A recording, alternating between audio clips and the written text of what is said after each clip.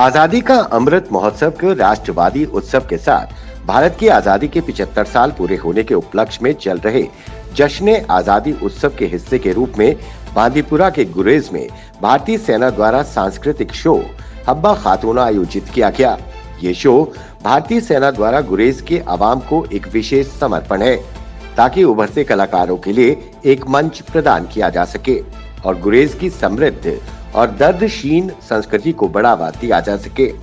घाटी के विभिन्न हिस्सों से शीना कलाकारों और स्कूली बच्चों के 8 से अधिक ग्रुपों ने रंगारंग कार्यक्रम में भाग लिया। इस कार्यक्रम में सरकारी अधिकारियों, पर्यटकों, सेना के जवानों और प्रमुख हस्तियों ने भाग लिया।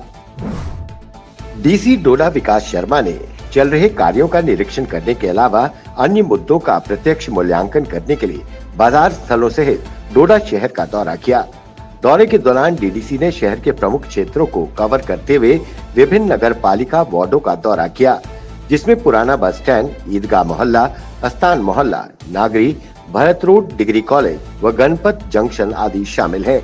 डीसी डोडा ने पीडब्ल्यूडी विभाग द्वारा विभिन्न स्थानों में चल रहे विभिन्न कार्यों का भी निरीक्षण किया। साथ ही उन्होंने कार्यों की गुणवत्ता बनाए रखने के भी सख्त निर्देश दिए।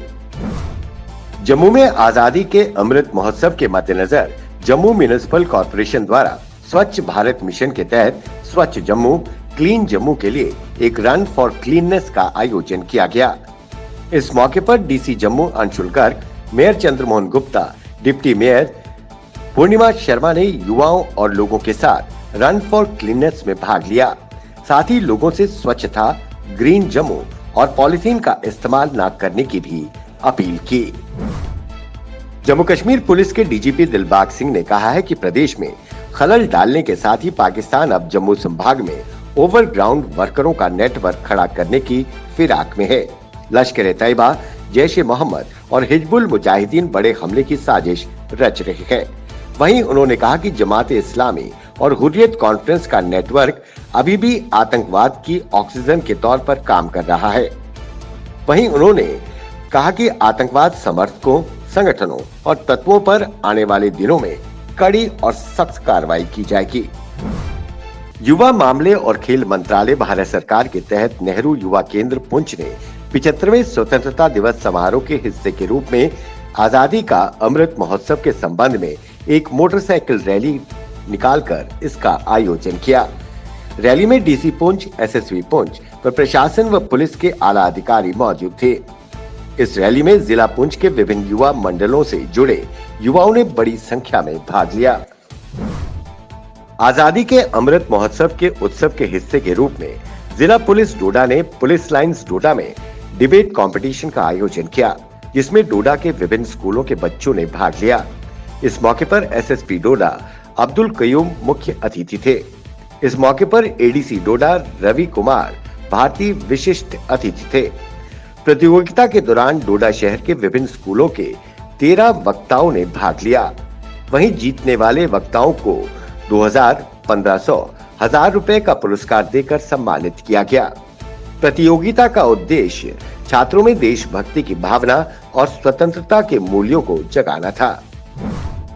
कुपवाड़ा जिले के बंगस घाटी में पर्यटन से क्षेत्र के संपूर्ण सामाजिक, आर्थिक परिदृश्य को बदलने की क्षमता है।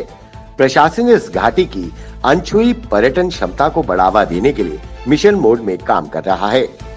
बंगस घूमने की अनुमति भी राहत दी है।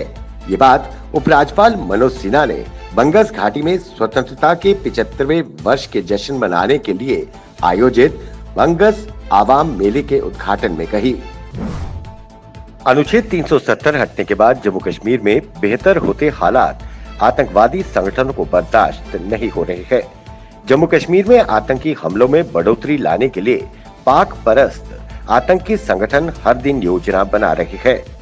5 अगस्त को बड़े आतंकी हमले की योजना फेल होने के बाद अब 15 अगस्त को दिल्ली से लेकर जम्मू कश्मीर को दहलाने की साजिश रची जा रही है। इन हमलों की जिम्मेदारी लश्कर-ए-तैयबा व जैश-ए-मोहम्मद को सौंपी गई है। ये खुलासा खुफिया एजेंसियों ने की है। सुरक्षा बल एजेंसियों के हाथ कुछ ऐसे वायरलेस संदेश लगे हैं जिसमें लश्कर-ए-तैयबा और जैश-ए-मोहम्मद के पाकिस्तान में बैठे आका जम्मू कश्मीर में सक्रिय अपने साथियों को 15 अगस्त को या उससे पहले ऐसे बड़े हमले के बारे में बार-बार कह रहे हैं। जिला रामबन के खारी तहसील के सिराची गांव के लोगों ने उपभोक्ता मामलों और सार्वजनिक वितरण विभाग बनिहाल के खिलाफ विरोध प्रदर्शन किया। विरोध का नेतृत्व भाजपा नेता मोहम्मद सलीम भट्ट ने किया।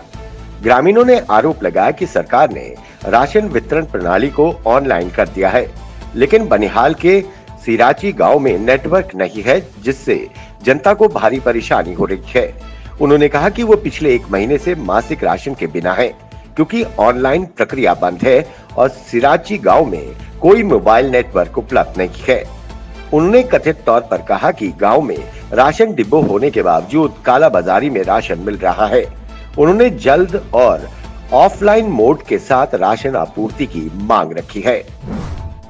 जिला पुलिस लाइन कठवा में बुधवार देर शाम 2 पुलिसकर्मी किसी बात को लेकर आपस में झगड़ पड़े। बात इतनी बढ़ गई कि गुस्से में आकर selection grade constable Iqbal Singh ने सर्विस राइफल से गोली चला दी, जिससे मौके पर ही हवलदार मोहम्मद यूनुस की मौत हो गई। आरोपित कांस्टेबल को गिरफ्तार कर राइफल जब्त कर ली गई है।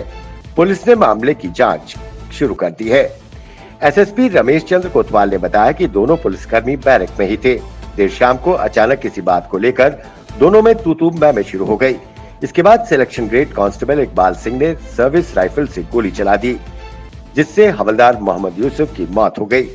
हवलदार यूनुस रियासी का रहने वाला है, जो इस समय कठवा जिला पुलिस लाइन में तैनात था।